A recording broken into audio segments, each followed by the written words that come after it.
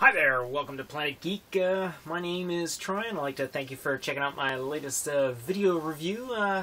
Today I just got back from watching Oblivion, the new Tom Cruise movie, the sci-fi action film.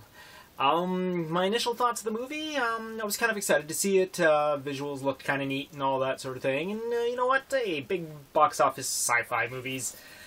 Where can you go wrong with that, huh? Well, you can, and this movie proves it.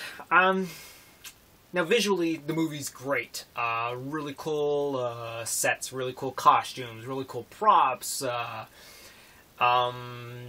It's just that it lacks something, and it's the pacing. For what looks like an action sci-fi movie, the pacing is really slow.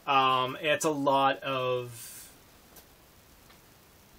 repeated storytelling and all that really isn't necessary.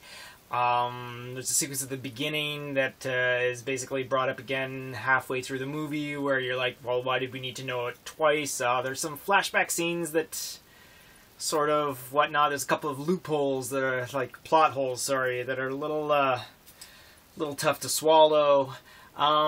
But I think going into it thinking that it was a sci-fi action film was probably the thing that hurt it the most. Apparently, I only found this out at the end, like during the credits, because, you know, sit through the credits, because you never know, actually, but you do it anyways. Apparently, the movie is based on a graphic novel. Now, that being said, upon reflection, it is a very literal graphic novel, yes. Graphic novels don't start off with the wham-bam on the splash page right at the beginning. No, they take their time, and that's what makes graphic novels great, because they can tell a huge story just over panels of telling pretty much nothing, just a lot of visuals and a little bit of notes here and a little bit of notes there.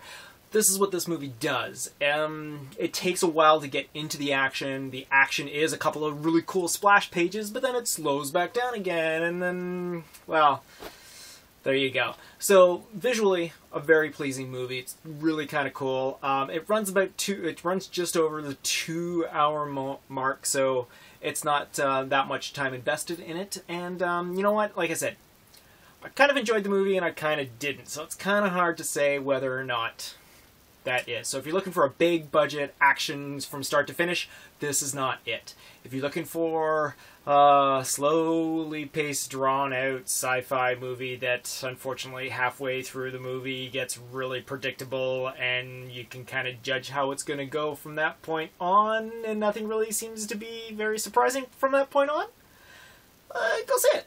I mean, it's fun. You know what? If you're going to go and you're going to see it with a bunch of friends, and you're going to know when I'm talking about the stuff that sort of, like, doesn't make sense. Okay, here's another thing.